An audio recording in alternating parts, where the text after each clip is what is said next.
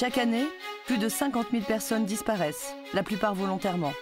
Elles quittent tout, du jour au lendemain, pour refaire leur vie ailleurs et laissent derrière elles des parents, des enfants, des amis. Depuis 20 ans, j'enquête pour aider ces familles à retrouver leurs proches disparus. Elles ont souvent tout tenté pour reprendre contact, des années de recherche et rien.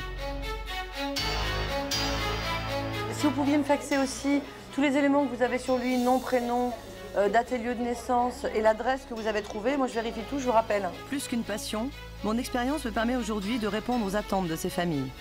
Avec mon équipe, notre objectif, les réunir à nouveau. Je mène aujourd'hui 3 enquêtes et pars à la recherche d'hommes et de femmes que la vie a séparés. Il y a quelques semaines, nous avons permis à Audrey de retrouver son frère Stéphane après plus de 40 ans de séparation. Tous deux ont été abandonnés par leur mère Joëlle alors qu'ils étaient des enfants. Oh putain! Bah non, ça va pas! C'est formidable ce qu'ils ont fait. Mais j'ai passé tellement de temps à chercher.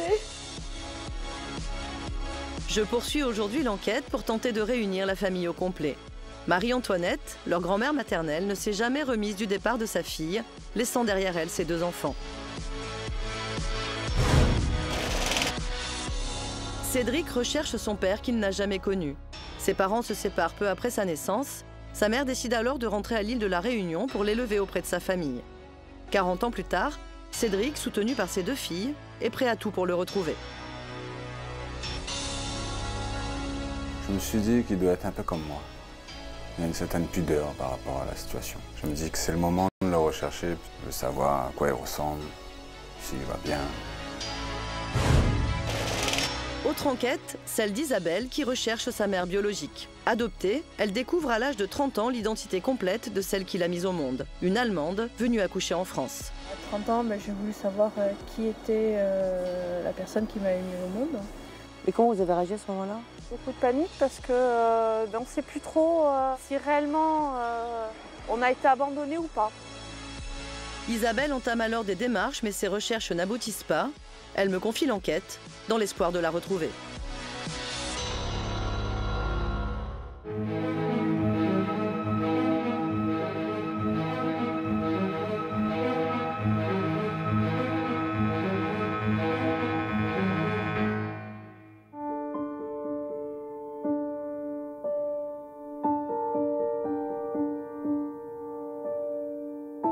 Il y a quelques semaines, Audrey a retrouvé son frère Stéphane. Tous deux abandonnés par leur mère, Joëlle, ils ont grandi séparément. Elle avec leur grand-mère maternelle, Marie-Antoinette, lui avec leur grand-tante, qu'il a adoptée, puis coupé définitivement contact avec la famille. 40 ans plus tard, nous avons assisté aux retrouvailles chaleureuses entre frères et sœurs. Oh putain! Ça va? Bah non, ça va pas! C'est formidable ce qu'ils ont fait. Mais j'ai passé tellement de temps à chercher. Pour combler le bonheur de cette famille, il ne manque que Joëlle. Marie-Antoinette ne s'est jamais remise du départ de sa fille, laissant derrière elle ses 2 enfants. C'est pas facile tous les jours quand j'entends oh ben les enfants c'est ci, les enfants c'est ça. Alors je dis il y en a qui ont de la chance. C'est vrai que c'est pas du tout évident.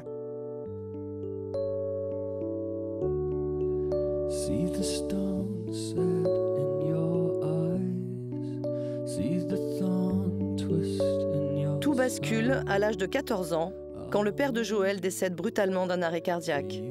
Depuis ce jour, elle est en conflit avec sa mère. Elle reporte toute sa douleur sur Marie-Antoinette. Joëlle, elle n'a pas accepté le décès de son père. Elle n'a pas accepté ça. Moi, quand son papa est décédé, donc Joëlle m'a dit « J'aurais préféré que ce soit toi qui meure à la place de papa. » Et donc ça a été très très dur pour moi. Le lien se brise entre mère et fille. Joëlle n'acceptera jamais la perte de son père, dont elle était très proche. Elle se révolte, puis à l'âge adulte, se fâche définitivement avec sa mère. Elle quitte tout, sa famille, ses enfants, et s'installe à l'étranger. Elle ne donnera plus aucun signe de vie. Aujourd'hui, Marie-Antoinette espère de tout cœur la revoir et tirer un trait sur ce douloureux passé. Il va falloir qu'on retrouve votre fille. Ben oui, je voudrais bien, mais si elle veut bien me revoir. Hein. Bah oui, il n'y a pas de raison. Si elle veut bien me revoir, Les années ont passé. l'avenir le dira. On va vous aider. Merci, si Non. vous pouvez aboutir. Oui. Non, bah oui, quand même.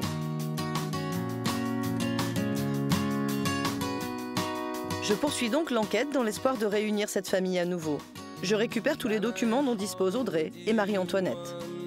Mes seules pistes, 2 mentions de mariage sur l'acte de naissance de Joël, en Allemagne.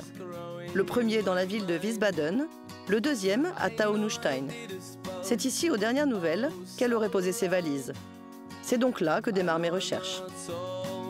Nous voici en Allemagne, sur les traces de Joël, donc la maman d'Audrey et Stéphane, et surtout la fille de Marie-Antoinette, qui la recherche depuis plus de 40 ans. Donc on sait qu'elle s'est mariée aux dernières nouvelles dans un village qui s'appelle Taunusstein, où je dois me rendre demain matin.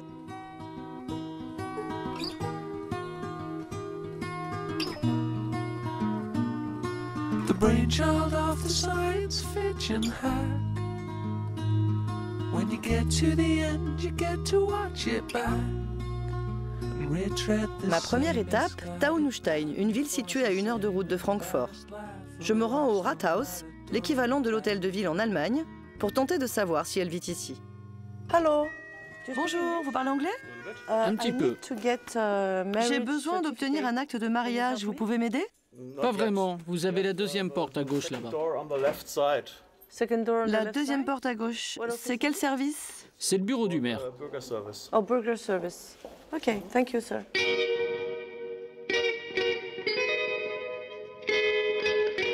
Hello. Hello. Bonjour. I'm sorry. Excusez-moi, vous parlez anglais? Un tout petit peu. Ah, merci. Nous cherchons des informations sur Joël. Joël. Elle s'est mariée en 1988 ici. Comment pouvez-vous m'aider à savoir où elle habite aujourd'hui ou bien l'adresse qu'elle avait à l'époque? Thank you. Asseyez-vous.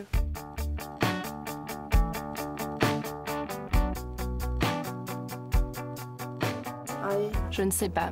Je ne sais pas du tout. Okay. Patientez, s'il vous plaît. Je pense qu'elle va revenir en me disant que j'y ai pas droit.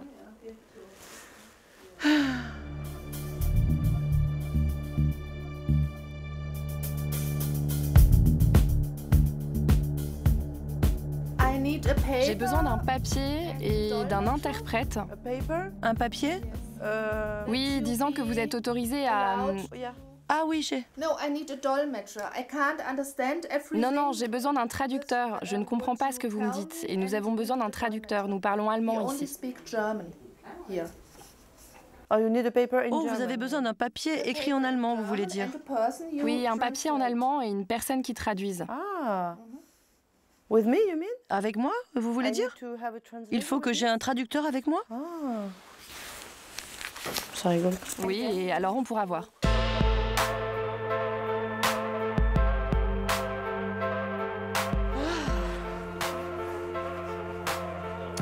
Grosse catastrophe.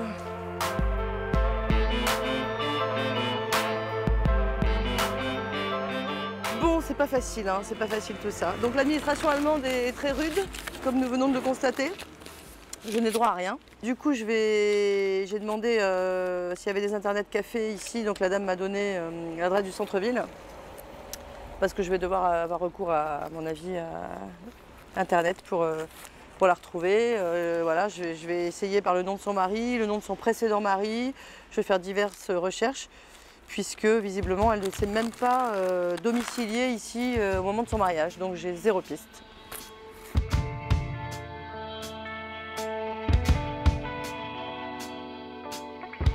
Je ne trouve dans le centre-ville aucun internet café. Je m'arrête par hasard devant des bureaux pour me renseigner. Les employés acceptent très gentiment de m'aider à faire des recherches sur les annuaires en ligne. On aide les gens à retrouver leurs proches, vous voyez. Et je cherche une dame, soit à ce nom, soit à celui-là.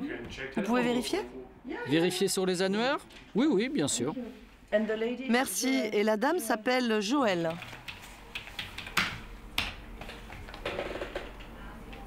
Michael. Joël. Flersheim. Where is Flersheim? Flersheim. Où se trouve Flersheim? 20 minutes en voiture. Sorry?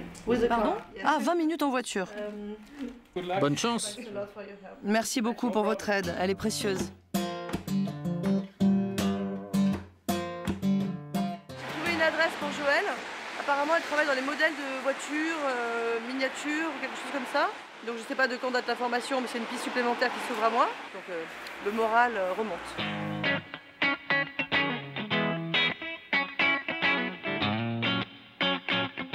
Je me rends donc dans un village à quelques pas de Taunusstein, mais impossible sur place de retrouver l'entreprise pour laquelle Joël travaillerait. Perdu, je m'arrête pour demander mon chemin. Ne parlant pas un mot d'allemand, la tâche s'avère particulièrement difficile. Johann Sebastian Bach. La rue Jean-Sébastien Bach, c'est par là ou par là?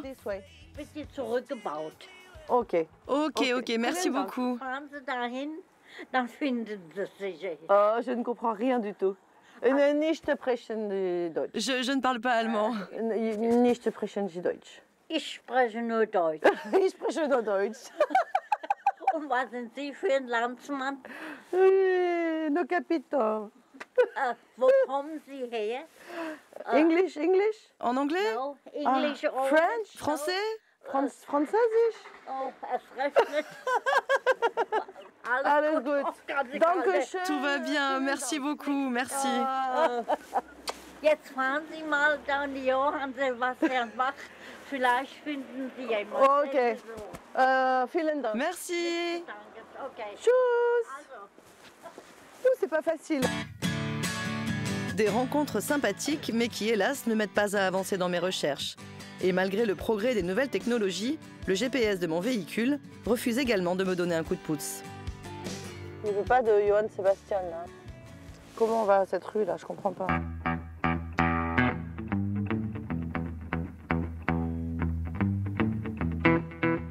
Je n'ai d'autre choix que de faire toutes les rues du village. Au bout d'une grosse demi-heure, je tombe finalement sur la bonne adresse. Mon numéro 4, et donc c'est là où il y a la voiture. Et donc, soyons fous, je vais me garer devant. Je crois que tout est fermé. J'espère que c'est la bonne Joël surtout.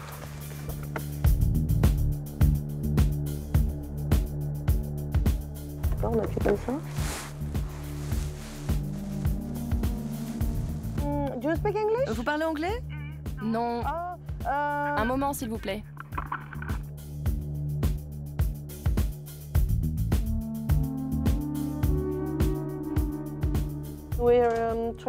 On cherche à contacter Joël.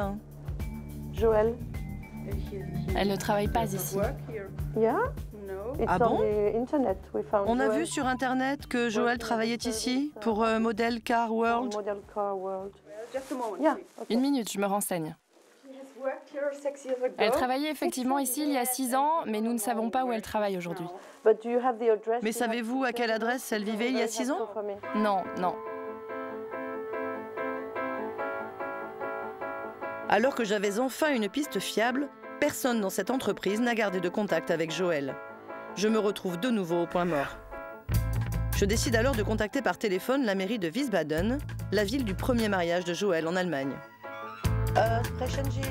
Vous parlez anglais? J'aimerais entrer en contact avec une Française qui vivait à Wiesbaden. Son nom est Madame...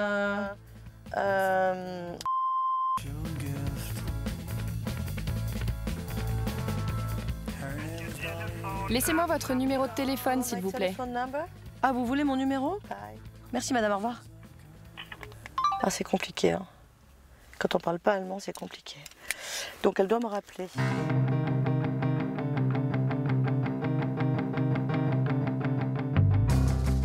L'employée de mairie me recontacte dans l'après-midi et contre toute attente, elle a déniché une adresse qui remonte à plus de 20 ans. Je m'y rends sans attendre. On est à la dernière adresse connue de Joël, qu'on a apprise par le biais de la ville de Wiesbaden, où elle s'est mariée lorsqu'elle est arrivée en Allemagne. Et donc, on nous a annoncé que lorsqu'elle a quitté Wiesbaden, c'était pour venir habiter ici à Taunusstein, où effectivement elle s'est remariée une deuxième et dernière fois. Et elle habitait à ce moment-là ici, donc c'était en 87, donc je ne sais pas ce que je vais pouvoir trouver. On est en pleine forêt là, hein. On est totalement isolé. Je cherche le numéro 1, je ne sais pas si ça correspond à cette maison ou pas. Je ne sais pas s'il y a une sonnette là. Ah si.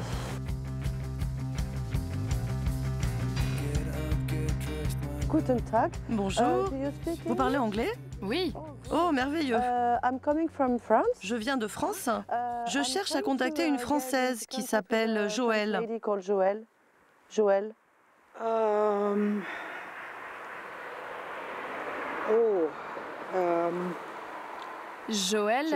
a vécu ici pendant longtemps.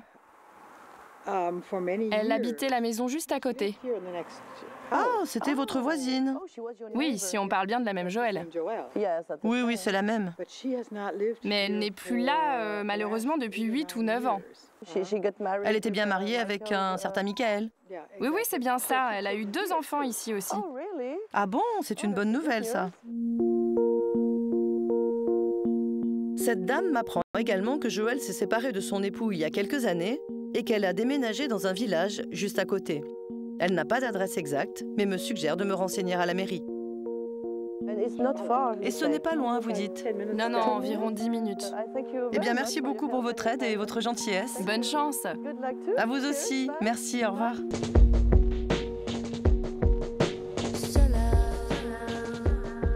On apprend plein de choses. Donc cette dame était la propriétaire de Joël, qui habitait la maison juste à côté, qui est partie il y a au moins 8-9 ans, et qui est partie un peu du jour au lendemain parce qu'elle n'arrivait plus à payer son loyer. Elle avait 2 enfants à charge, donc Stéphane et Audrey ont un frère et une sœur.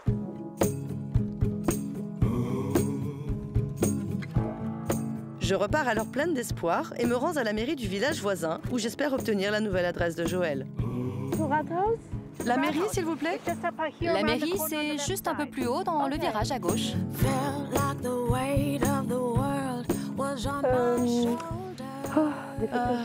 C'est difficile. Adresse? Vous comprenez? Adresse? Adresse.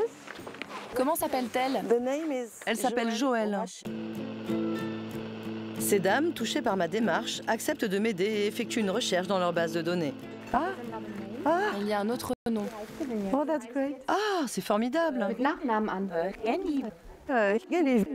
Oui, oui, c'est ça, c'est bien ça, c'est le nom de son mari. Her husband. Elle va l'imprimer pour vous. Ah, merci beaucoup. Regardez, c'est par là. Et là, vous allez tout droit. Toujours tout droit. Ah. Ok. Merci beaucoup, madame. Mille merci. Au revoir. J'ai enfin l'adresse de Joël. Dans quelques secondes, je vais pouvoir mettre un visage sur la mère d'Audrey et de Stéphane.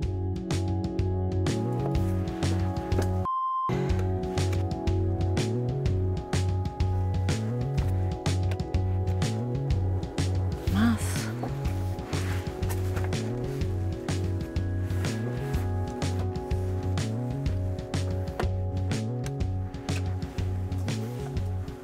Je pense qu'elle habite au rez-de-chaussée. J'ai entendu la sonnette. C'est fermé. Il faudra revenir en Allemagne parce que j'ai un avion dans 1 heure. Là. Malheureusement, Joël n'est pas chez elle. D'après ses voisins, elle serait en vacances à l'étranger. Je repars donc déçue, mais j'ai néanmoins ses coordonnées. De retour en France, j'ai tenté de la recontacter par téléphone. Dans l'attente de ces nouvelles, j'ai organisé avec Audrey des retrouvailles entre Marie-Antoinette et son petit-fils Stéphane. Ils ne savent pas encore que je me suis rendue en Allemagne pour retrouver leur maman. Tous les deux réunis. Tu vas bien? Et toi? Bah oui, ça va. Ça va? Bah ouais. Bon, ça va? D'habitude, du plaisir. Alors. Tu vas bien? Ça va les frères et sœurs? Bah ouais, ça va. Bien voyagé? Nickel. Bon. T'es arrivé quand? J'ai froid, on va se mettre au chaud. Ouais. Allez. Trop chaud? T'es arrivé quand, Hein? toi? Je suis arrivé il y a 1 journée et demie. Ah Tu bon? vois, je me suis dit une petite journée de plus. Ça fera pas de mal. Voilà, c'est un luxe, mais. C'est ça. Depuis leur retrouvaille il y a quelques semaines, frères et sœurs se voient pour la 2e fois et affichent déjà une grande complicité. Nous laissons Stéphane pour aller chercher leur grand-mère Marie-Antoinette Pour la première fois après plus de 40 ans, Audrey réalise son rêve. Elle va réunir sa famille. On a passé nos soirées là, à discuter. C'est cool. Moi, j'avais pas envie d'aller me coucher, mais bon, c'est vrai qu'il était fatigué du voyage. Donc du coup, Et du coup, quoi, vous avez sorti des albums photos, tu lui as un peu Oui, plus raconté en profondeur son histoire et tout? Voilà, bah, c'est plutôt comme ta ça, grand-mère qui va raconter ça? qui va raconter tout ça. Ouais. Ouais. Je lui laisse le soin de le faire. Marie-Antoinette n'a pas fermé l'œil de la nuit. Ce moment, elle l'attend depuis des années. La dernière fois qu'elle a vu son petit-fils, il n'était qu'un petit garçon. Et elle s'apprête à retrouver un homme accompli. Ces retrouvailles, c'est un nouveau départ dans leur vie. Vous êtes sereine là? Presque. Je te laisse. Hein, ça va aller? Oui? Ouh, je vous tiens. Hein.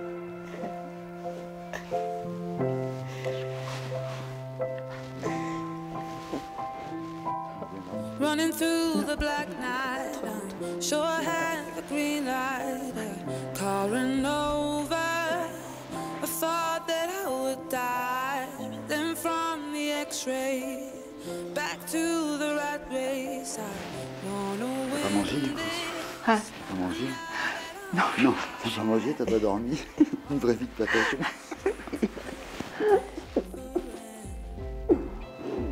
Like I'm born again. There in the dark, down in the valley, under the motel. Beaucoup d'émotions. Ça me fait quoi de le voir, ce petit-fils tant attendu? Je sais pas, je n'arrive pas à réaliser que là. C'est vrai? Vous l'avez attendu ce moment-là? Toute la famille est réunie. Ça c'est comme ça. Vous avez bossé, c'est incroyable ce que vous avez pu bosser.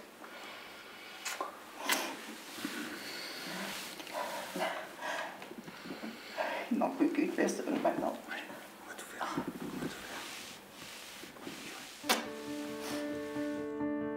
Marie-Antoinette, émue dans les bras de ses petits-enfants réunis, ne peut oublier sa fille Joëlle, la mère d'Audrey et de Stéphane. Pour eux, il ne manque que sa présence pour combler ce grand bonheur. Ils ignorent encore que j'ai mené l'enquête en Allemagne. Marie-Antoinette, faut toujours y croire. Hein. Oui, mais enfin, vous savez, quand il arrive à un temps si long, on perd espoir. Bien on sûr. se dit, non, c'est fini, on ne verra pas. Quoi. Ouais. Voilà. Et pour ma fille, je ne sais pas, je sais pas si je la reverrai, je ne sais pas. On a dit avec Audrey qu'on essaierait avec nos petits moyens de faire un pas dans ce sens. Quitte à voyager un petit peu. Bon, alors si je peux vous aider un petit peu dans vos démarches, j'aimerais bien vous montrer un petit film à ce propos. T'as fait un tour de magie, toi? Bon, je me suis déplacée en Allemagne, j'ai un peu fait le travail, le début du travail pour vous. Je leur propose alors de découvrir en images mon enquête. Audrey et Stéphane, plus que jamais soudés comme les 5 doigts de la main, ont promis à leur grand-mère de retrouver leur mère Joëlle. Je viens de France. Je cherche à contacter une Française qui s'appelle Joëlle. French lady called Joëlle. Joëlle. Joëlle lived here for many years. Joëlle a vécu ici pendant longtemps. Elle habitait la maison juste à côté. On apprend plein de choses. Donc cette dame était la propriétaire de Joëlle, qui habitait la maison juste à côté, qui est partie il y a au moins 8-9 ans, et qui est partie un peu du jour au lendemain parce qu'elle n'arrivait plus à payer son loyer. Elle avait 2 enfants à charge, donc Stéphane et Audrey ont un frère et une sœur.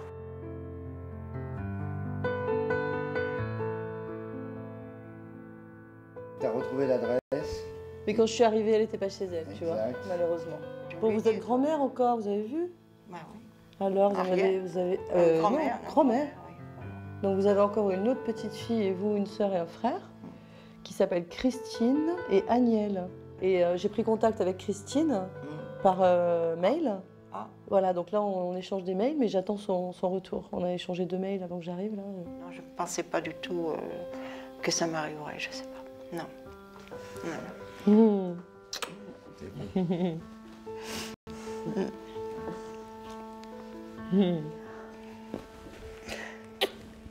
Petite Marie-Antoinette, on vous avait promis qu'on vous aiderait. Alors, hein? C'était pas facile. C'est vrai, hein? Mais le pire est derrière maintenant.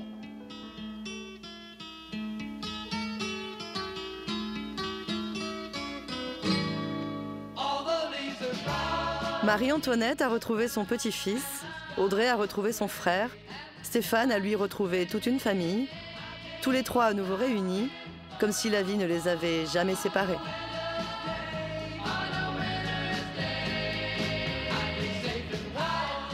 Je suis celui qui n'a pas fait grand-chose et à qui tout est arrivé. Donc la surprise est complète, le bonheur qui en découle est également formidable, complet aussi.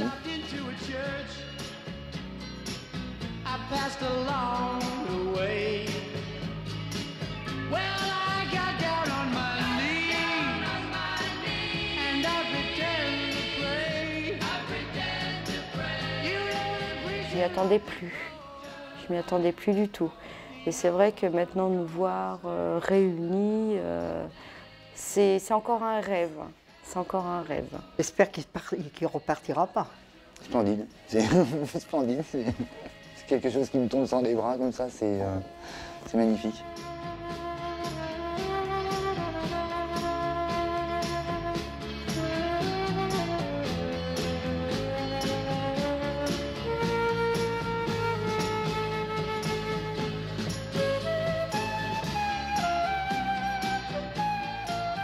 Bon, ben évidemment, je ne pourrais pas le reprendre dans mes bras comme je faisais quand il était petit.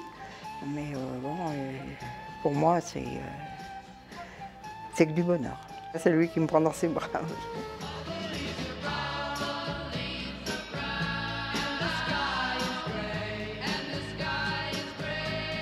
C'est que du positif, oui, pour tout le monde, je pense. Pour tout le monde.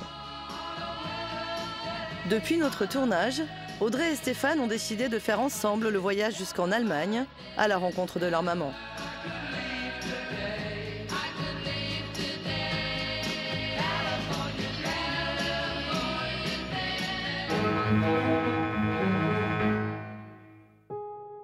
Cédric a grandi avec sa maman. Ses parents, séparés peu après sa naissance, n'ont pas gardé contact. De son père, il ne possède qu'une photo. Un manque qui n'a jamais cessé de peser dans sa vie.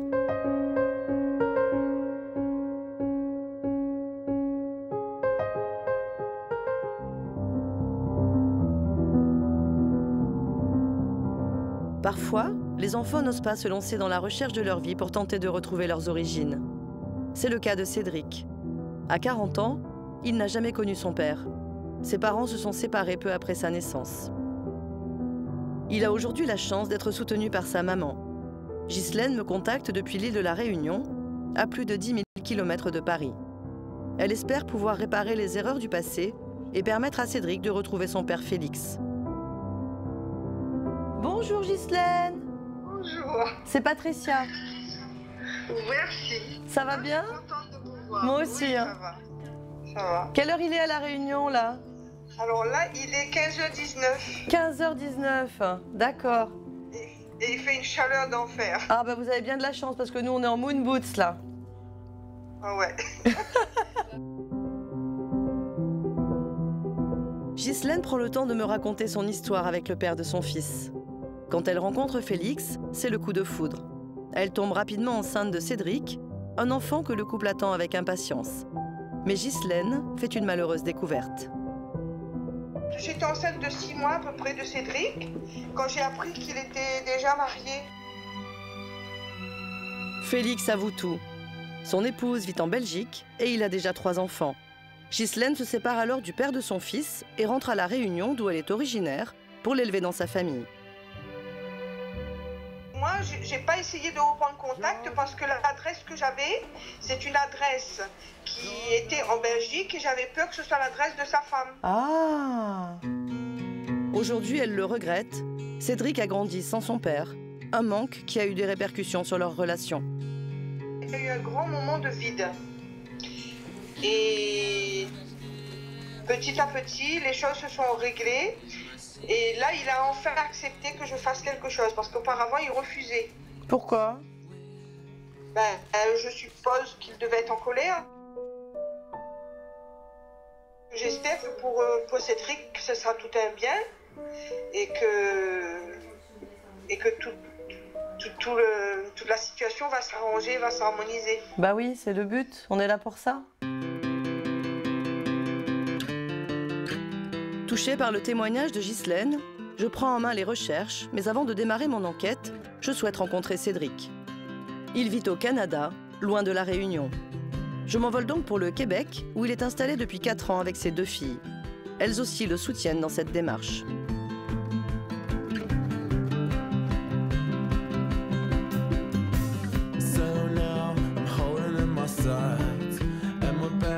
Je vais rencontrer Cédric après avoir fait un avec sa maman à l'île de la Réunion. 100 mètres, tenez la gauche.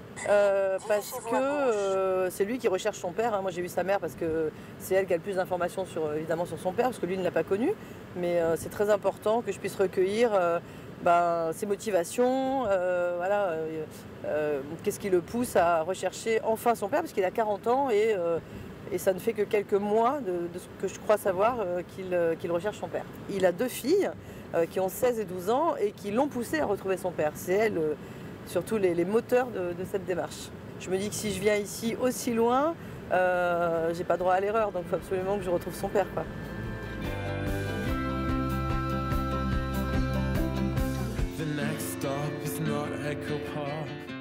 Bonjour. Bonjour. Qui est qui? Moi c'est Jade. Jade, enchantée. Patricia, Ambre. Bonjour. Enchantée. Moi aussi. Bonjour Cédric. Ouais. Patricia, enchantée. Merci. Ouh. Merci.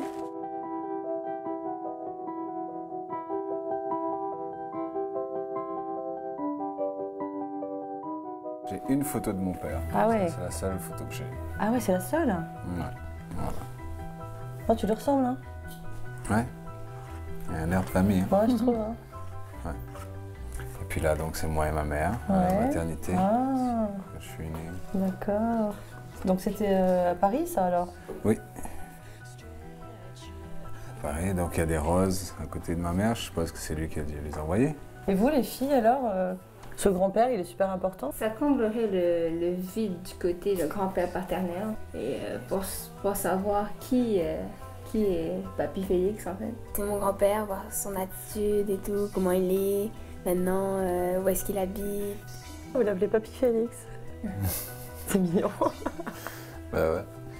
Bon, on va tâcher de le retrouver, alors. C'est important pour tout le monde, hein? Oui. Je m'entretiens avec Cédric afin qu'il me parle à cœur ouvert de son histoire. Que sait-il de son père? A-t-il des doutes, des espoirs? J'ai vécu mon enfance, la petite enfance de 1 an jusqu'à 10 ans ou 11 ans, je sais plus trop, mais sans savoir qui était vraiment mon père. Et donc il y avait quelque chose de caché, de non-dit. Et puis j'en voulais un peu à ma mère parce que j'appelais un autre homme papa, mais j'arrivais pas à me défaire de ce lien-là non plus. Quand j'ai appris la vérité, je voulais plus rien entendre. Je faisais l'école buissonnière pendant longtemps. Mais c'était ça, c'était un peu ma révolte à l'époque, et puis c'était un peu normal aussi. Je me suis jamais dit c'est un salaud. Je me suis dit qu'il doit être un peu comme moi. Il y a une certaine pudeur par rapport à la situation. Avec les années, Cédric se libère des rancœurs. C'est aujourd'hui la curiosité qui l'habite et l'envie plus que tout de connaître ce père qu'il n'a jamais vu. Je me dis que c'est le moment de le rechercher, puisque en même temps, mis à part mon propre désir de le retrouver, il y a aussi le désir de mes enfants de connaître, de savoir à quoi il ressemble, s'il va bien.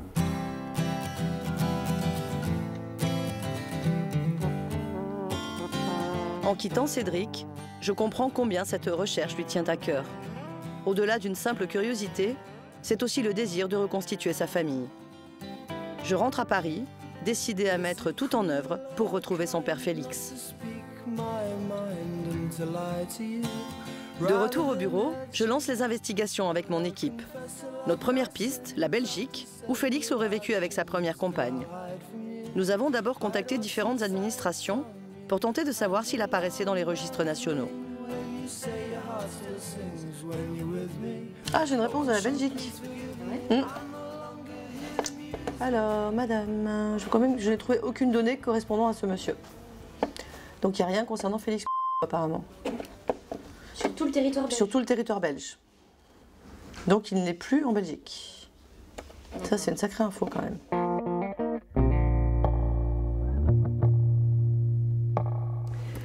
Félix.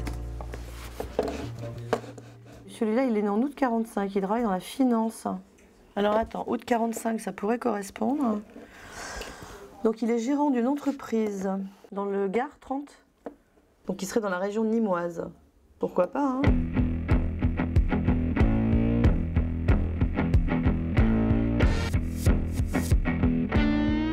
Le Félix trouvé sur Internet est-il le père de Cédric? En poursuivant nos recherches et en recoupant nos informations, il s'agirait bien de la bonne personne. Pour en avoir le cœur net, je me rends sur place, dans le sud de la France.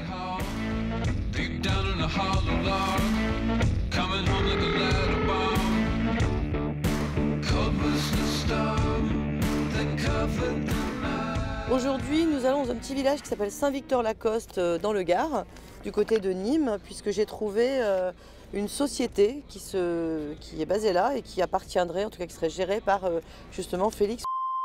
Donc Félix, le voici, c'est une photo qui n'est pas récente, mais voilà l'homme que je cherche aujourd'hui. C'est une photo qui date d'il y a à peu près 40 ans. Donc c'est un jeune retraité aujourd'hui, hein, c'est un monsieur de 69 ans.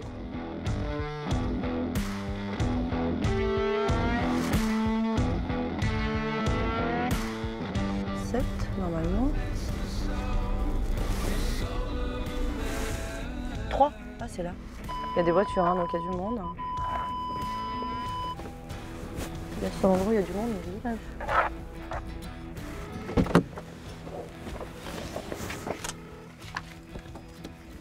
J'espère qu'on va pas me demander pourquoi je le cherche. Parce que je sais pas ce que les gens savent ou ne savent pas. Si je tombe pas sur lui. Félix. Oh là, il y a quelqu'un là. Bonjour, je cherche Félix. Ah, il n'est pas là. Ah. Il n'est pas là, il est à Paris. Hein? Oui. Il est à Paris? Oui. C'est pas vrai? Oui. Ben non, je pensais que j'allais le trouver ici. Oui, mais il va venir demain soir, ils arrivent. Ah. Vous le verrez samedi matin. Demain soir. Il travaille toujours ici? Ah oui, il habite là. Ah, il habite là? Ouais. D'accord.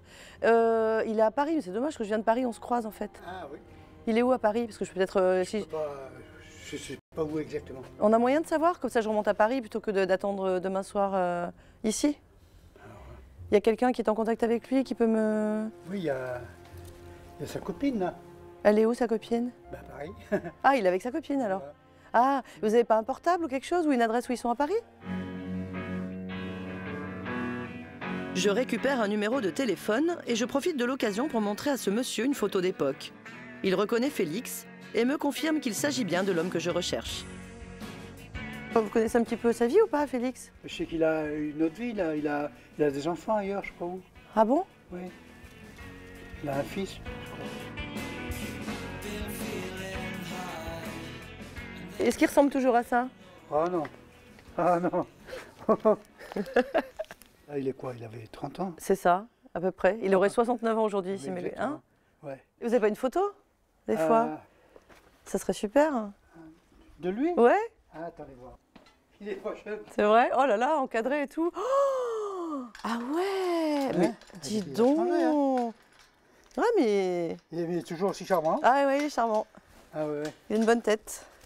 Voilà. Ah, il a les cheveux longs qu'il attache alors. Ah oui, il attache derrière. Ouais. Dis donc. Oh, c'est génial, faites voir un peu. Il est même plus beau maintenant que quand il était jeune. Même visage. Il était magnifique, il était costaud la bête. Hein.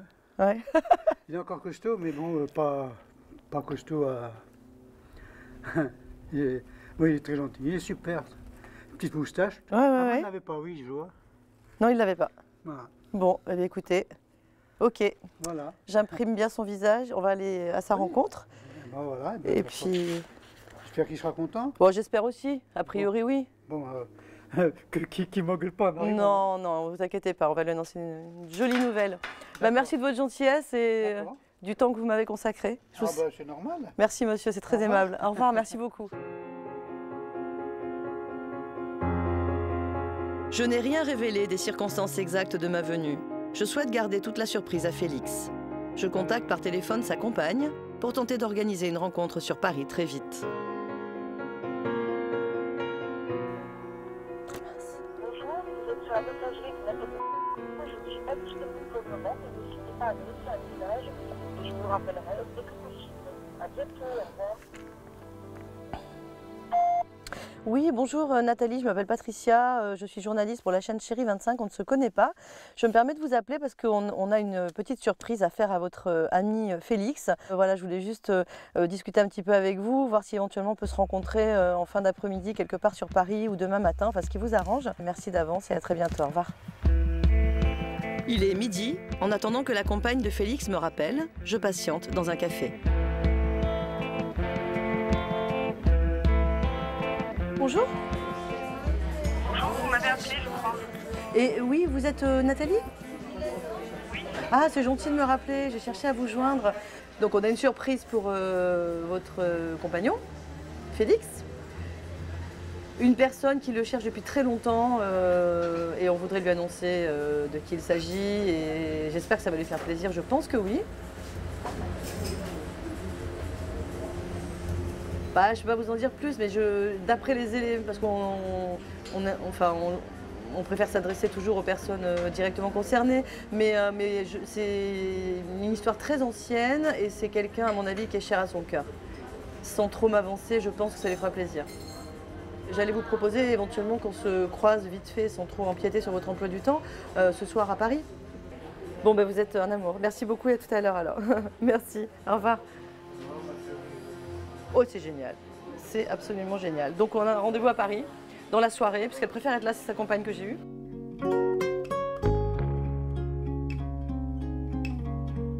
Plus d'une minute à perdre. Sans attendre, je saute dans un train direction Paris. Je dois retrouver Félix dans quelques heures. Sa compagne m'a fait la promesse de ne pas lui en parler avant mon arrivée. Nous voici à Paris, comme on peut le constater à la météo. Donc normalement, si tout va bien, il devrait nous attendre. On est à peu près à l'heure. 19 heures. S'il y a un code, on est mal. Ah, il y a un code. Bonsoir, je peux rentrer avec vous? C'est très gentil, merci. Ouh là là! Le suspense est à son comble. Bonsoir. Bonsoir, c'est gentil de nous accueillir. Oh, bonjour, ça me fait un choc de vous voir en vrai. Bonjour monsieur, Félix? Oui, je m'appelle Patricia. Je ne sais pas si votre compagne vous a dit qu'on allait venir vous voir. On a une petite surprise. Il y avait des gens qui venaient pour lui, c'est tout. C'est très gentil, parce que j'avais dit de garder la surprise. Je m'appelle Patricia, je suis journaliste en fait pour une émission de télévision pour Chérie 25, oui, où on aide des personnes à se retrouver. Oui. Et on a une surprise, j'espère qu'elle sera bonne pour vous, qui va vous ramener quelques décennies en arrière. Ah, peut-être de la Réunion, non? Ça pourrait. C'est le seul, hein. Ouais, il y a des origines qui viennent de là, effectivement. Ouais, ouais. C'est votre fils? Oui, je pense. Oui. Qui s'appelle? J'ai voulu l'appeler Tino, sa mère n'a pas voulu. Ah, c'était joli. Je crois qu'il s'appelle Cédric. Exactement. Ouais, ouais. Et ça fait 40 ans que vous lui manquez. Ça vous fait plaisir? Il va bien, bien sûr. C'est cool. Bien sûr. Ouais, il va bien. Vous voulez que je vous montre sa tête? Ah bah oui. Et voilà le beau jeune homme qu'il est devenu.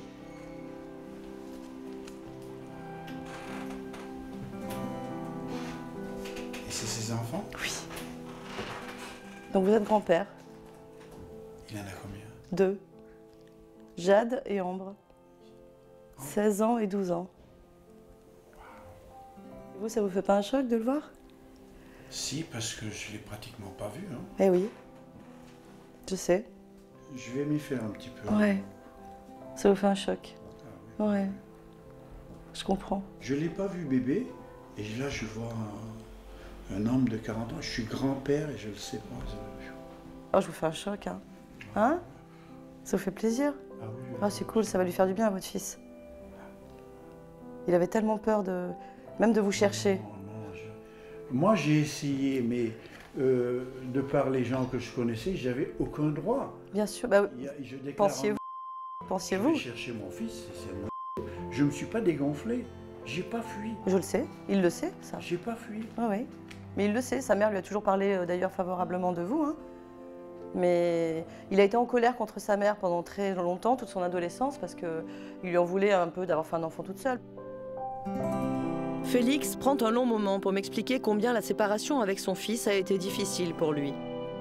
Quand Ghislaine est rentrée à La Réunion avec Cédric, ils se sont perdus de vue.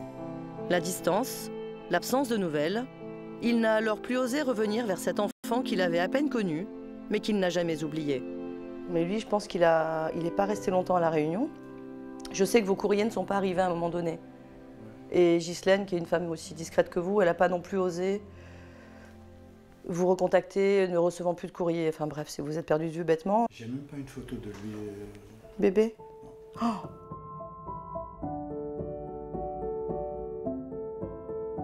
C'est un artiste, alors comme vous, il paraît. Oui. Parce qu'il aime bien prendre des airs de son père, il paraît. Il est séducteur comme vous. Il est sculpteur comme vous, enfin du peu que je sais de vous, mais... Oui, voilà. Je suis peintre, sculpteur, voilà. Ça me ferait une joie immense de connaître ma descendance, comme on dit. Ah ben, ça va être partagé, je peux vous le dire. Hein. Oh, je vous fais trembler, là. Merci de votre accueil, franchement. Je peux vous embrasser? Oui. Ça me fait plaisir, merci. Merci. Il y a un peu votre fils quand je vous fais la bise.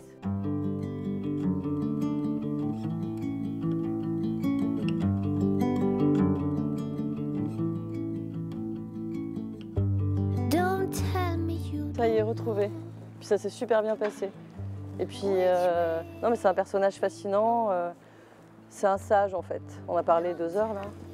Et voilà, non, je crois que c'est une super belle rencontre. Même pour Cédric, ça va être énorme. Donc il me tarde maintenant de faire part de tout ça à son fils et lui dire qu'il a un super papa et lui faire découvrir les images. Je pense qu'il s'y attend pas du tout. Donc là, il m'a dit que la nuit, portant conseil, il va réfléchir à un petit courrier que je viendrai chercher demain avant de m'envoler pour le Canada. Et ça sera encore un petit plus pour son fils de découvrir, je ne sais pas, ce que son père va bien vouloir lui confier sur, j'imagine, son propre parcours ou des jolis sentiments qu'il a pour lui.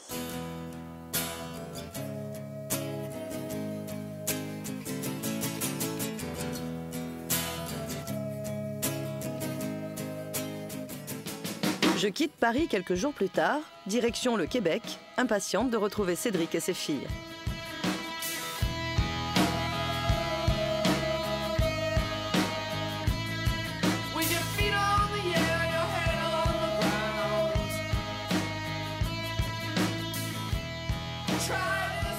Me voilà de retour sur les routes canadiennes où la neige est toujours présente, comme on peut le constater, mais cette fois-ci pour annoncer une bonne nouvelle à Cédric. Heureusement, j'ai retrouvé son papa il y a quelques jours. Finalement, c'est pas une recherche si difficile que ça. Ce qui était surtout un challenge pour moi, c'était de réunir des gens qui sont qui vivent aux antipodes les uns des autres, puisque la maman est à La Réunion, Cédric est ici au Québec et son père est dans le sud de la France, entre le sud et Paris.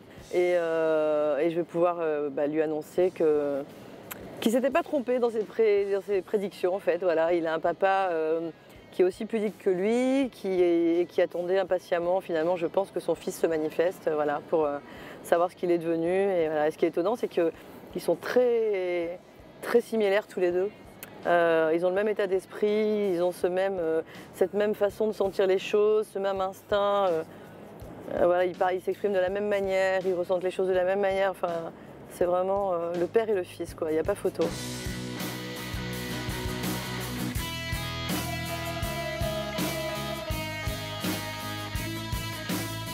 Je suis chargée en souvenirs de France.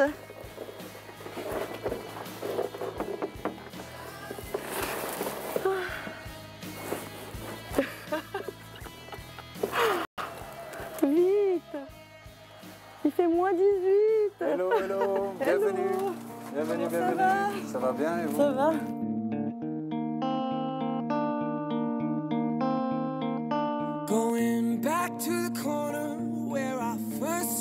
Bon Cédric, alors je dois te dire que j'ai mené ma petite enquête grâce aux éléments que tu m'avais communiqués la première fois qu'on s'est vus et puis à ceux que m'avait également soufflé ta maman. D'accord. Et je n'ai rien trouvé en Belgique puisqu'on avait quand même une piste sérieuse qui se trouve en Belgique et j'avais une deuxième piste qui se trouvait dans le sud de la France. Et là c'est pareil, j'ai un peu fait chou blanc en arrivant dans le sud. Okay. Par contre, j'ai fait la connaissance de quelqu'un qui m'a aiguillée sur Paris. Donc je suis remontée à Paris, okay, qui est le berceau de ton histoire, ouais, qui est ton lieu de naissance. Oui, c'est vrai. Et je vais te montrer ce que j'ai découvert dans la capitale.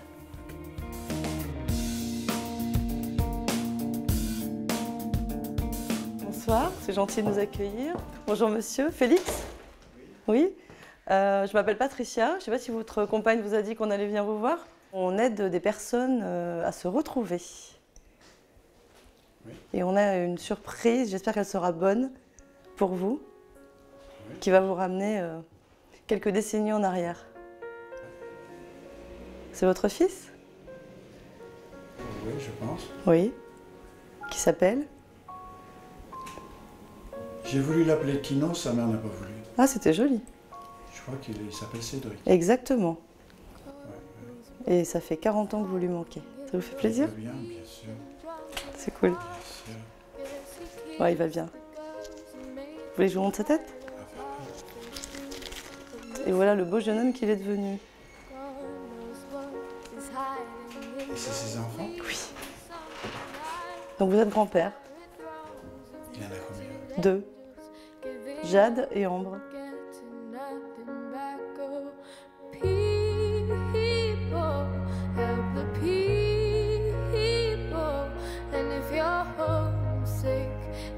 Ça s'est super bien passé. Et puis, non mais c'est un personnage fascinant, c'est un sage en fait. On a parlé 2 heures là. Et voilà, non je crois que c'est une super belle rencontre. Même pour Cédric ça va être énorme, donc il me tarde maintenant de faire part de tout ça à son fils et lui dire qu'il a un super papa.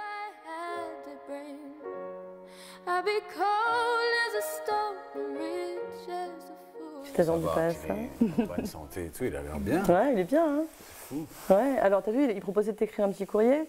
Okay, donc ce petit courrier, je suis venue avec, évidemment. Super. Puis j'ai aussi un petit cadeau pour Jade et Ambre. Ouais, hein, parce que, attention, hein, papy Félix, il est à fond là. Jade. Génial. Ambre, et puis il y a le petit courrier pour toi, Cédric, qui doit être glissé quelque part. Voilà, que je vais te laisser découvrir parce que je ne sais pas du tout ce qu'il y a dedans. T'as vu qu'il y a une médaille avec, hein? Oui. C'est une médaille qui compte beaucoup pour lui.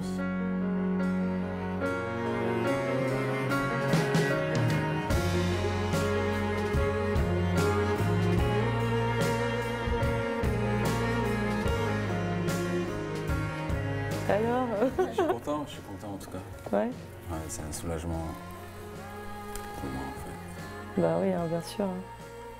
C'est dommage que ça ne s'est pas fait avant, mais je comprends ma mère et je le comprends aussi. Cédric semble apaisé, mais il n'est pas au bout de ses surprises. Son père est impatient de lui parler. Nous avons prévu de le contacter par le biais d'Internet. Père et fils s'apprêtent à se voir après 40 ans. Si tu te sens prêt, on essaie de se connecter? Ça te stresse là? Ça me stresse un peu. Moi je suis là. Ah oui, je sais. Je vais t'aider. Malheureusement, nous rencontrons quelques difficultés de connexion sur Internet. Tant bien que mal, nous parvenons à contacter Félix par le biais du réseau de mon téléphone. Je suis heureux de te voir aussi. Ça a été long, mais j'ai fini par te retrouver, quoi. Je suis très content. Donc, tu as des petits-enfants. Je te présente Ambre, qui est là, oui. Avec le chapeau, c'est Jade, oui.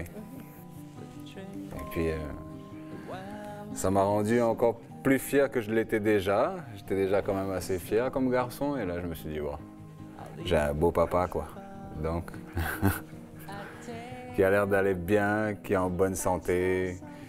Et puis, tout va bien, donc j'étais content. Vous allez bien, les filles? Jade travaille très bien à l'école, attends, je te la passe. Jade travaille très bien à l'école. Elle a comme un année d'avance déjà. Oui, oui, je travaille quand même bien. J'ai sauté 2 ans quand on est arrivé au Canada. Oui. Ah oui, ça va. Là. Je suis en 5e, je pense. C'est différent les noms ici. J'adore le froid. Il compte venir, hein, il m'a dit. Ok. Bah, il faut venir ici. Tu vas être comblé.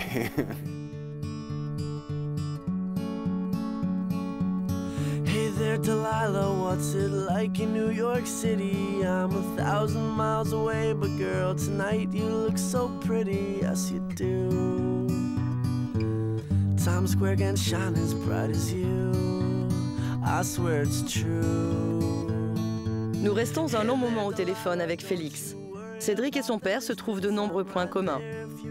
Jade et Ambre, curieuses de connaître leur grand-père davantage, discutent de choses et d'autres et n'ont pas envie de raccrocher. Ils affichent tous un immense bonheur. T'es contente? Oui, je suis émue. Oh, petite mère. Oh. T'es contente de voir ton grand-père, ma chérie? Oui. C'est quoi qui t'émeut? De le voir, là, je sais pas, là, les émotions prennent le dessus, là. T'es contente? Toutes ces années où vous avez attendu aussi, hein? Hein? C'est super, ton grand-père il est là, il va bien.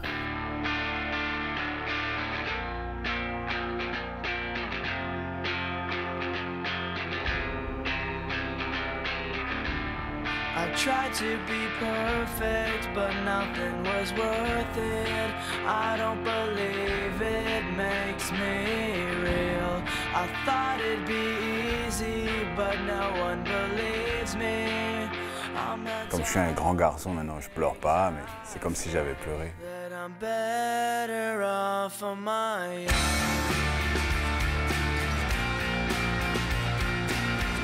C'est la première fois que je voyais mon papy, donc j'étais émue. Maintenant c'est bien, je connais les grands-parents des deux côtés.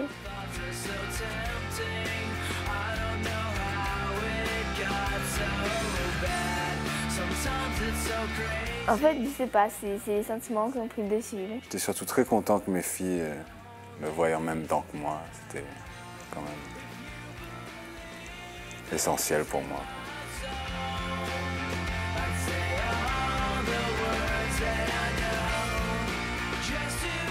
J'ai hâte de le voir en tout cas. Ça me fera plaisir. Cédric et son père sont toujours en contact. Père et fils prévoient de se revoir bientôt.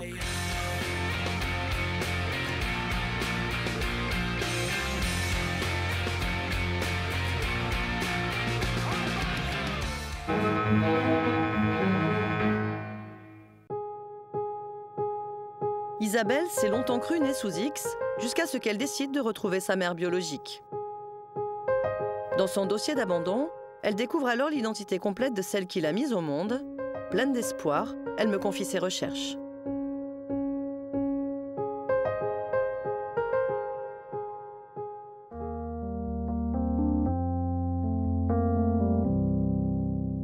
Isabelle est une femme accomplie, une maman comblée par sa vie de famille. Pourtant, elle éprouve un manque depuis plus de 40 ans, celui de sa propre maman. Adoptée peu après sa naissance, elle s'est toujours interrogée sur ses origines. Letters burning by my bed for you here now. I can feel my instincts here for you here. Ça va? T'as fait bon voyage? Oui, ça va. Ah, merci d'être là, c'est cool. Enfin. My bed for you here now. Here now.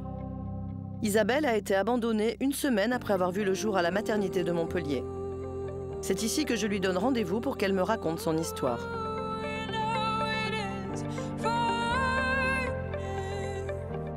Mes parents m'avaient dit que j'étais d'origine allemande, que certainement elle était du nord de l'Allemagne. D'accord. Voilà, les seuls points que mes parents avaient pu me donner. Moi, j'ai toujours eu ce ressenti comme quoi elle ne m'avait pas abandonnée comme ça du jour au lendemain.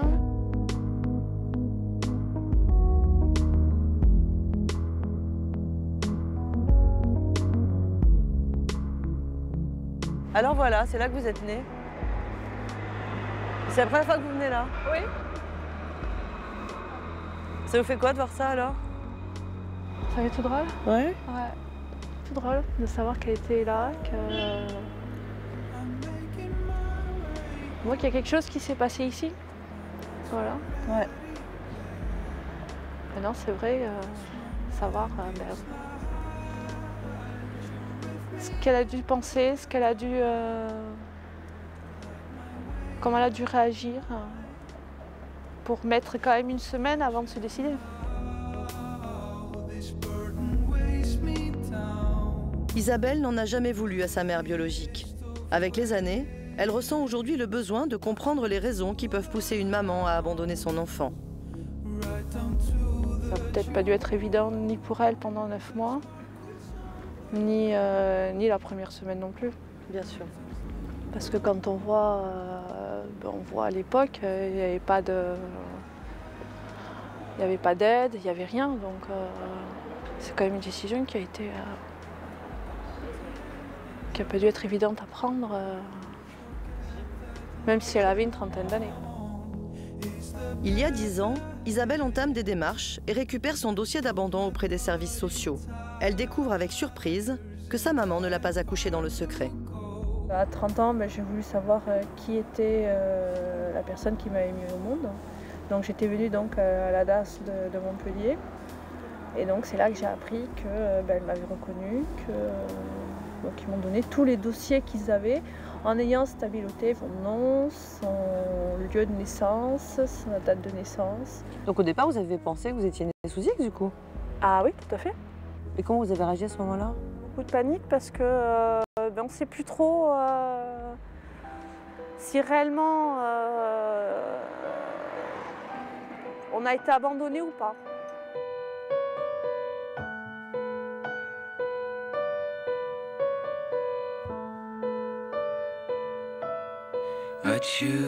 Isabelle n'a jamais pu sauter cette question de la tête. Sa mère avait-elle souhaité la garder? Si seulement. Elle se décide alors à retrouver celle qui l'a mise au monde, avec pour seul élément son identité complète, Theresia Treiber, une Allemande originaire de la ville de Heidelberg. Mais face à une administration étrangère et à la barrière de la langue, Isabelle abandonne très vite ses démarches et me confie aujourd'hui ses recherches.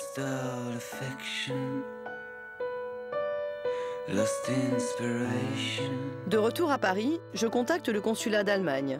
Je tente de savoir si Theresia est restée en France ou si elle est rentrée au pays. Mais je n'obtiens rien. Isabelle m'a confié tous les documents en sa possession, dont l'acte de naissance de sa mère. Parmi les mentions qui peuvent m'être utiles, sa date et son lieu de naissance. Ma seule piste pour démarrer mon enquête, Heidelberg, en Allemagne, où elle aurait vécu.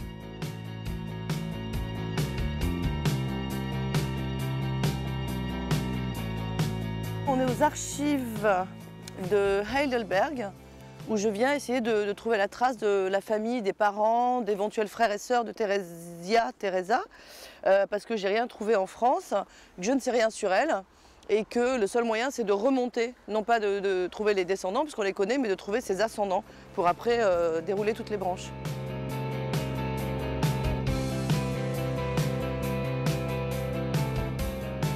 Guten Tag. Do you speak English? Bonjour. Parlez-vous anglais? Or French? Ou français? J'ai écrit à Biba. J'ai envoyé un mail à une certaine Biba qui parle anglais.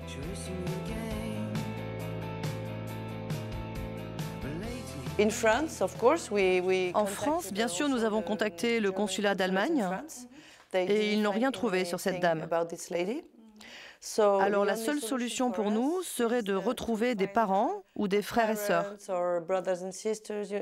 Nous devons trouver d'autres branches de la famille. Je comprends mieux le français. Ah, vous m'avez pas tout dit. Et je suis venue avec un mandat. J'ai demandé à Isabelle de me mandater officiellement, justement en cas de problème. Très belle Isabelle, ça c'est l'acte de naissance de sa mère. ici à Heidelberg. Elle a réussi à obtenir ça. À partir de l'acte de naissance de Theresia, la mère d'Isabelle, nous retrouvons la mention de ses grands-parents. Son père, Bartholoméus, et sa grand-mère, Theresia, qui porte sensiblement le même nom que celui de sa fille. Où est le nom du père? Ici, Bartholoméus. C'est Bartholoméus ou Bartholomaus? Méus. A, avec un A. Avec un E? Eus, avec un A. Ah, Bartholomaus. Ah, Bartholomaus. Et Theresia Treiber. En 1900, ça c'est en 1934. Ses parents habitaient Industrie. Rue de l'Industrie. Les grands-parents d'Isabelle habitaient dans les années 30, rue de l'Industrie à Heidelberg. Nous effectuons alors des recherches sur les anciens annuaires téléphoniques de la ville et tentons de savoir s'ils ont toujours vécu à cette adresse. En fait, les femmes et les enfants n'apparaissent pas. C'est très macho. Ah oui, c'est vrai. La dame m'explique que les annuaires allemands ne contiennent que les noms des hommes, des chefs de famille. Ils sont toujours sous le nom de l'homme et jamais de la femme, sauf si elle est veuve. Et les enfants n'apparaissent pas non plus. Donc ça explique pourquoi seul Bartholomaus apparaît et jamais Theresia. Donc là, la dernière fois que Bartholomaus, le père de Theresia, apparaît, c'est dans l'annuaire de 74-75, toujours à la même adresse. Et dans les annuaires suivants, il n'y est plus. Ça veut dire qu'il est décédé à ce moment-là. Je prends soin de noter les noms des anciens voisins de Bartholoméus. Sait-on jamais? Certains habitent peut-être toujours à la même adresse et pourront m'aider dans mon enquête. Je poursuis aussi mes recherches sur les annuaires téléphoniques au-delà des années 80. Je consulte les registres sur une dizaine d'années et je tombe étonnamment sur le nom d'une Theresia Treiber. J'ai une Theresia. J'ai une Theresia Treiber, c'est la première fois que je la vois. Et là, on est en 1984. En plus, ça s'écrit pareil. J'ai bien l'impression que c'est Treiber Theresia. Hein. Faut que je leur montre. Look. Regardez. Theresia. Theresia. C'est bien Treiber? Oui, oui, oui. C'est la première fois qu'on la voit. First time. Vous en pensez quoi? C'est peut-être la bonne personne, mais c'est peut-être aussi une coïncidence. Oui, oui, une coïncidence. Comment peut-on le savoir? Peut-on savoir son âge? 1980... C'est trop vieux? Non, ce n'est pas assez vieux pour nous. Hein. Ah, c'est trop récent en fait. S'agit-il de la mère d'Isabelle ou est-ce un homonyme? Je n'ai hélas aucune autre possibilité d'obtenir des informations me permettant de comparer les dates de naissance. Au revoir. Merci, merci beaucoup. Tschüss. Have a nice day. Bonne journée, Merci. au revoir, Bye merci. Bye. Thanks, bye.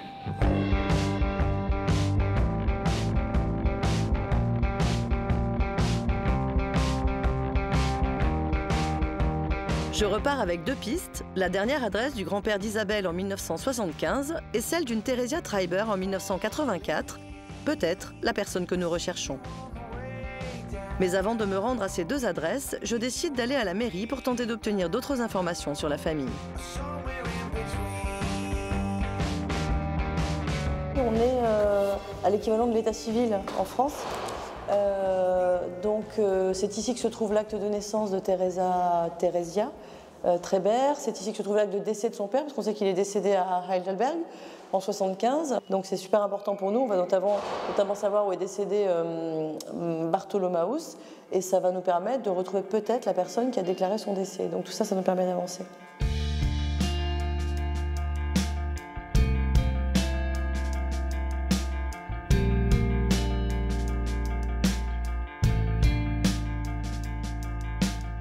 Merci. On est journaliste pour la télévision française. Pas de caméra ici, s'il vous plaît. Ah, excusez-moi, vous ne voulez pas être filmé, c'est ça? Ok. Non, attendez un moment, s'il vous plaît. Ok, pas de problème. Bon, qu'est-ce que je peux faire pour vous? Vous pouvez m'aider, s'il vous plaît. Je vous explique d'abord. Nous travaillons pour une émission de télévision où nous aidons des personnes à retrouver leur famille. Je suis ici pour chercher des informations sur une dame, Theresia Treiber. J'aimerais savoir si elle est mariée ou si elle est décédée. Je vous montre.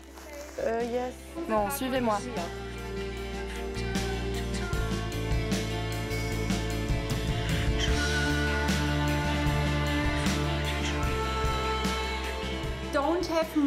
Nous n'avons rien de plus que l'acte de naissance que vous avez déjà. On n'a rien de plus. Ah ok. Est-ce que vous avez un acte de décès pour Bartholoméus? Non. Il est décédé ici, en 75. Ah ok, ok. Oui, il est décédé en 75.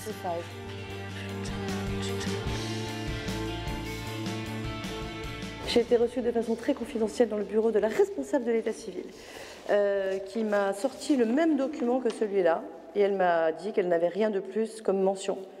J'ai vu le papier, donc elle n'a rien de plus concernant Theresia. Donc ça veut dire que Theresia probablement n'est jamais revenue en Allemagne.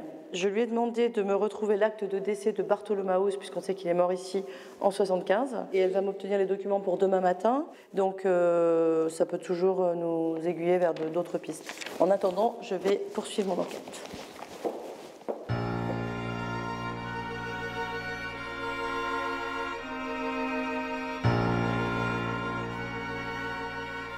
Dans l'attente des documents, je me rends à l'adresse de la Theresia Treiber trouvée ce matin aux archives. Avec un peu de chance, il s'agit peut-être de la maman d'Isabelle. Là, on va aller. J'avais trouvé ce matin une Theresia Treiber en 1984 dans une rue ici. Et elle disparaît l'année suivante. Je vais quand même aller voir s'il y a des gens qui se souviennent d'elle. Et si c'est la bonne, on sait jamais, hein, ça m'étonnerait. Mais...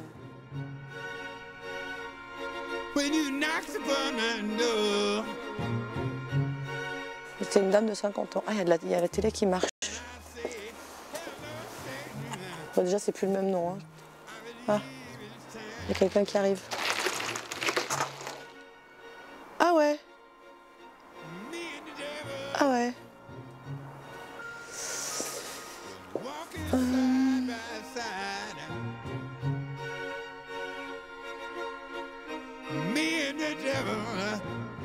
Est-ce que vous parlez anglais? Je recherche une dame qui habitait ici au numéro 5 en 1984, Theresia Treiber. Cette dame a proposé de m'aider. Il y a une émission similaire à la nôtre ici en Allemagne. Donc je crois qu'elle a été touchée par la démarche d'Isabelle et qu'elle va, je crois, sonner au numéro 5 puisqu'il ne parle pas anglais, elle va aller leur expliquer en allemand.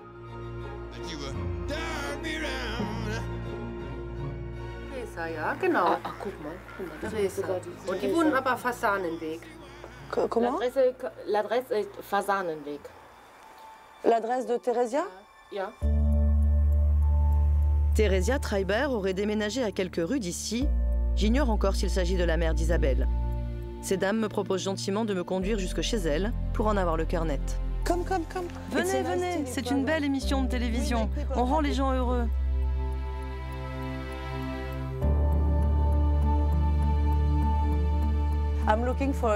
Je recherche une dame qui s'appelle Theresia Treiber, qui est née en 1934 à Heidelberg. C'est... non. Non? C'est impossible. C'est bien moi, mais je n'ai pas 80 ans. Ah. Mais pourquoi vous me recherchez? Non, ce n'est pas vous en fait. Vous êtes un homonyme. Vous êtes bien trop jeune. Ah, ce n'est pas moi. Bon, ben, je vous remercie infiniment. Il fallait vraiment que je vérifie.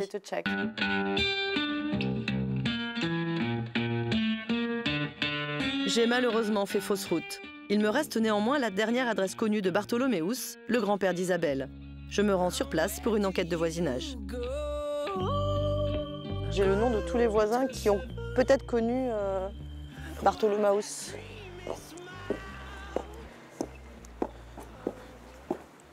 Alors, est-ce qu'il y en a qui sont toujours là?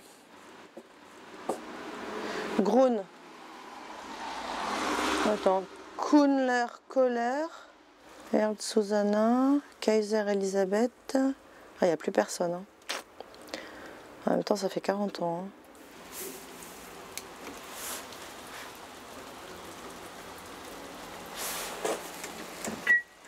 Hello. Bonjour. Parlez-vous anglais? Hello, I'm coming from France. I'm a journalist for the French. Je viens de France, je suis journaliste pour la télévision française. Je recherche des personnes qui habitaient déjà ici en 1975. 1975. Was wollen Sie? Si? Was wollen Sie? Was wollen Sie? Ja, bitte, was wollen Sie? Wieso stören Sie mich? Oh, nee, sprechen Sie Deutsch? Je ne parle pas allemand. Dankeschön. Merci.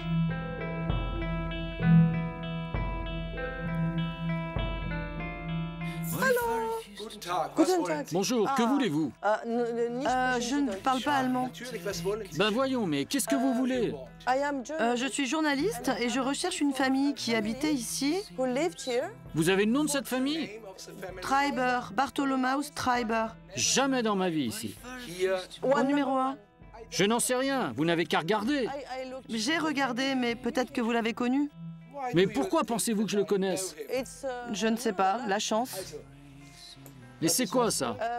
On est la télévision française. La télévision française? Mais qu'est-ce que vous voulez? Pourquoi vous filmez? On essaie d'aider une dame à retrouver sa maman.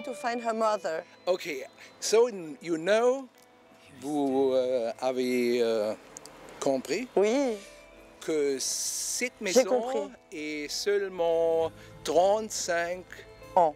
Elle a été construite il y a 35 ans. Yeah. Oh, ça me semblait récent, mais j'étais pas sûre. Maintenant, bonne soirée.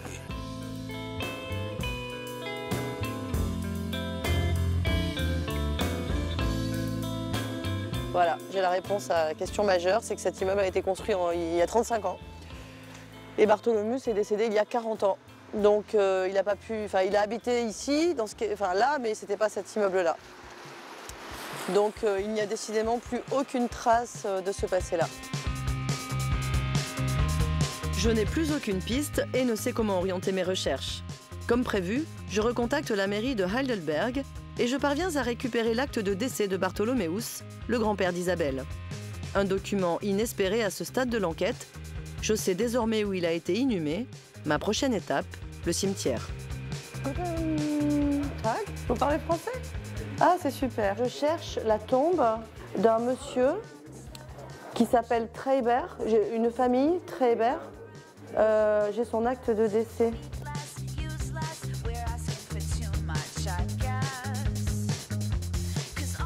Treiber. J'essaye Treiber. Treiber. Vous prononcez Treiber? Ah, Carl Philipp. Ah, Carl Philipp. Oui, c'est ça, c'est sa famille. Ah, c'est die Adresse. Bertha Treiber. 809, ja. Oui, oui, oui. Sterbedatum 1989. Décédé en 89. Peut-être c'est la femme de monsieur... De Bartholomäus. Oui, puisqu'elle est née en 1909.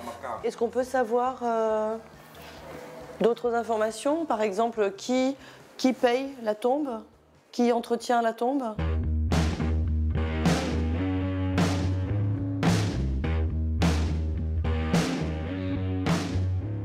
On a bien trouvé trace de la tombe de Bartholomäus Treiber ici, donc du grand-père d'Isabelle, et d'une certaine Bertha, qui serait l'épouse de Bartholomäus, Weif. On ne sait pas, on est en train de vérifier. Mais en tout cas, ils sont en rapport d'âge. Elle est née en 1909, lui est né en 1902. Elle est décédée en 89. Et par contre, en Allemagne, certaines tombes, certaines concessions expirent au bout de 18 ans, ce qui est le cas de cette famille. Donc ils n'ont pas pris des tombes qui pouvaient être renouvelées. Donc elles ont été écrasées en 2005. Donc là, ils essaient de contacter les pompes funèbres pour savoir éventuellement si on peut trouver des informations supplémentaires.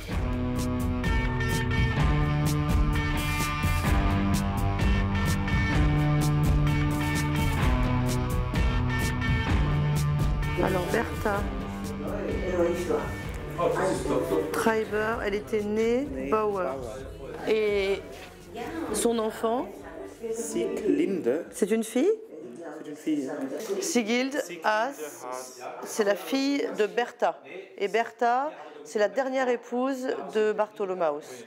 Une famille Haas habite dans cette adresse. Ah. Peut-être c'est la famille de... Super, ok. Et c'est quoi l'adresse? House? Hans. Bye. Au revoir, merci beaucoup.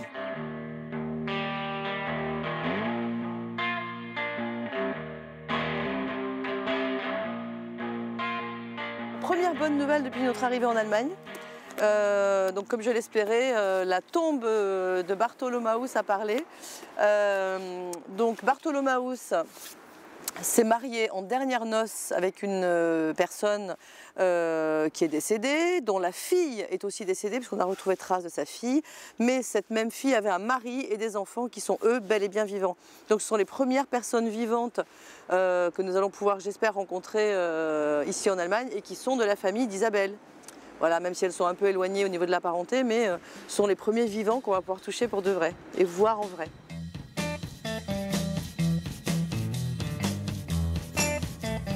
J'arrive enfin au bout de mon enquête.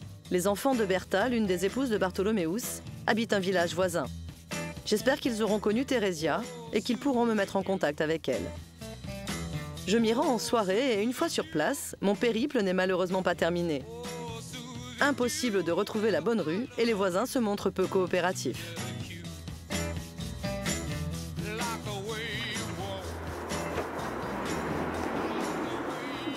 Bon.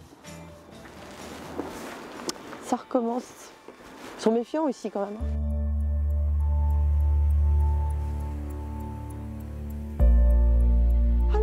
Bonjour. Hello. Je suis journaliste pour la télévision française. Attendez. Attendez, regardez, regardez. Oh, parfait. S'il vous plaît, c'est très important. S'il vous plaît, regardez. Oh non. Oh non, ils sont pas cool les Allemands, hein, franchement. Ah, c'est dommage, ils se braquent tout de suite. Je vais insister quand même. Je vais me faire jeter là. La solitude de la Méditerranéenne en Germanie. Bon bah tant pis. Hein.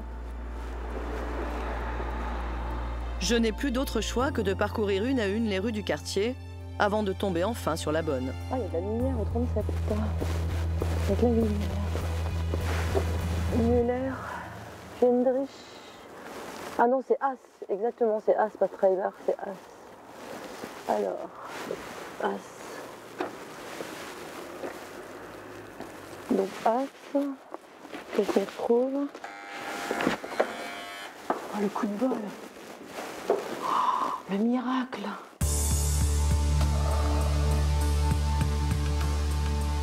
Hello. Bonjour. Bonjour. Vous parlez anglais? Non. La famille Haas? La famille Treiber? Allez-y, Ah, entrez. il me fait rentrer. Je n'en reviens pas. C'est la première fois qu'un Allemand nous ouvre des portes. Bartholomäus. Ja, Bartholomeus. Bartholomäus had a daughter. Bartholoméus avait une fille, Theresia Treiber. Thérésia, oui. You know Teresa? Vous connaissez Theresia? Oui. Où est Theresia? Elle était en France. La fille de Bartholoméus? En France? Tot. What is tot? Tot? Ça veut dire quoi, tot? Ah, no news. Ah, pas de nouvelles. Oui. What year? Quelle année? Depuis combien de temps? Plus de 20 ans. 20 years? 20 ans? À peu près, je pense. Et d'autres personnes de la famille? Non, je ne sais pas. On n'a pas de contact. Dans ces moments-là, la barrière de la langue est particulièrement difficile. Je retrouve des proches de Theresia, je pose 1000 questions et nous parvenons à peine à dialoguer. Après quelques minutes sur le pas de la porte, l'homme me propose d'entrer et d'appeler son fils pour en savoir davantage. Je vais essayer de faire court. Ok, no problem. Ma mère connaît 4 enfants de Bartholoméus. Ok. 3 fils et une fille. Ok. La fille, c'était Theresia. On l'appelait Rezel. Comment vous l'appeliez? Rezel. On sait qu'elle a travaillé à Karlsruhe et qu'elle est partie pour la France. Ok. Et mon père m'a dit que cette Theresia est morte il y a plus de 20 ans. Peut-être en 1996 ou 1997. Il y a eu un coup de fil de France, d'un ami, d'un petit ami ou de son époux, on ne sait pas. Et il nous a dit qu'elle était morte. Elle a vécu quelques mois chez nous en 1961, 1962. In Karlsruhe? À Karlsruhe? À Heidelberg. Et est-ce que votre papa se souvient du nom de son époux? Ou de la ville où elle est décédée en France? Non, non. Donc elle est morte en France. Merci infiniment, Detlev. Bye bye. Lost inspiration. Ooh, we came into the Thank you so much. Merci infiniment, c'est tellement important. Theresia est morte en France. In Paris À Paris ou... Je sais pas.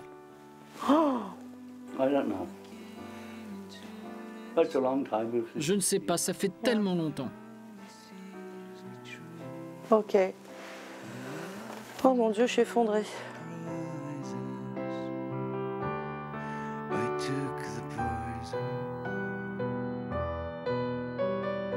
Beaucoup de pression qui lâche, je suis un peu émue en fait.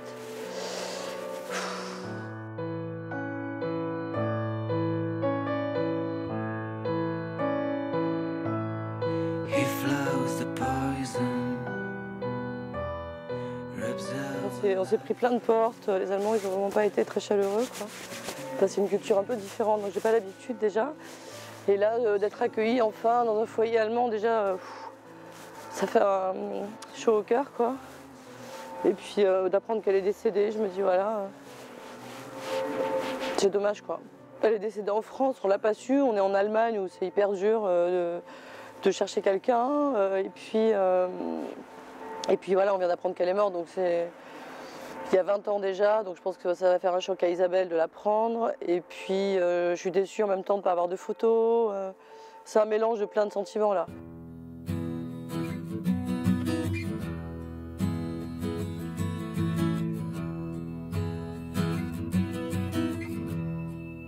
Je rentre sur Paris avec le regret d'avoir à annoncer à Isabelle une si triste nouvelle. Je lui ai donné rendez-vous dans un café pour lui expliquer en détail mon enquête. Une moindre consolation. Donc Isabelle, quand on s'est vu la première fois, vous m'aviez fait comprendre que c'est très important pour vous de rassembler des documents, de reconstituer votre histoire, pour savoir un petit peu d'où vous veniez, qui vous étiez, qui était votre mère. Donc, je suis allée en Allemagne, à Heidelberg, d'où était originaire votre mère. Et je vous ai ramené quelques documents, justement. Je sais notamment que vous recherchiez des documents sur votre grand-père. Oui. Bartholoméus. Voilà, c'est ça. Donc Bartholoméus a vécu les dernières années de sa vie dans cette rue-là, rue à Heidelberg. Je suis même retournée sur place pour essayer de voir s'il restait des traces de gens vivants qui auraient pu le connaître. Alors malheureusement, tout a été rasé. L'immeuble actuel est un immeuble récent. Mais je ne me suis pas arrêtée là dans mes recherches. J'ai retrouvé l'endroit où il était enterré. Comme vous pouvez le constater, il était enterré avec une personne qui s'appelait Bertha. Bertha Treiber, puisque c'était le nom de votre mère, Theresa Treiber. Oui. Eh bien, Bertha, c'est la dernière épouse de votre grand-père. Et je vais vous laisser découvrir en images le fruit de mes recherches sur place. D'accord. Donc voilà Heidelberg. Donc, en sortant du cimetière, grâce à Bertha et aux descendants de Bertha, on a pu retrouver la famille qui a connu Theresia. Donc la dernière famille par alliance de Bartholoméus, votre grand-père. Bartholoméus.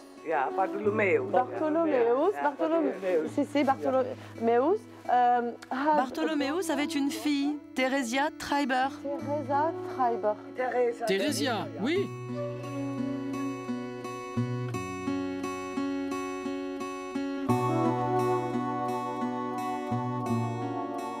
Et son père lui a dit que Theresia, donc le monsieur que vous voyez là, était décédé en France il y a à peu près 20 ans. Et on sait qu'en 62, elle était à Karlsruhe, qui est à peu près à 50 km de Heidelberg. Et c'est sa dernière adresse connue en Allemagne. Et à partir de là, elle a pris la route pour la France. D'accord. Et en France, on ne sait pas où est-ce qu'elle a été. Et voilà. Donc, ils sont formels. Hein. Elle a disparu de France et elle est décédée en France. I'm thinking of you.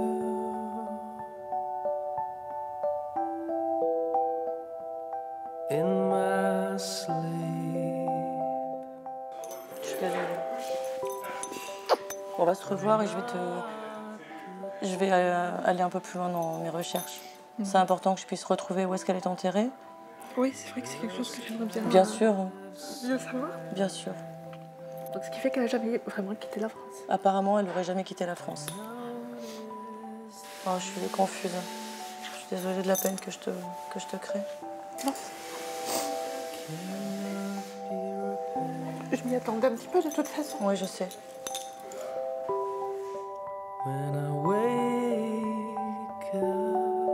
Mais bon, d'un autre côté, c'est la vie. Il faut espérer qu'elle ait été heureuse.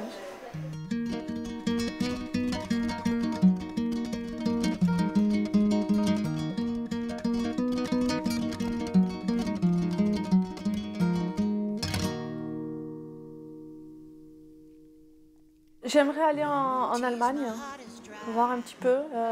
Si entre-temps j'ai pu prendre contact avec les personnes, et ben essayer de les rencontrer. Et puis aller sur les lieux où ils sont enterrés, les lieux où ils ont vécu, la ville, voilà.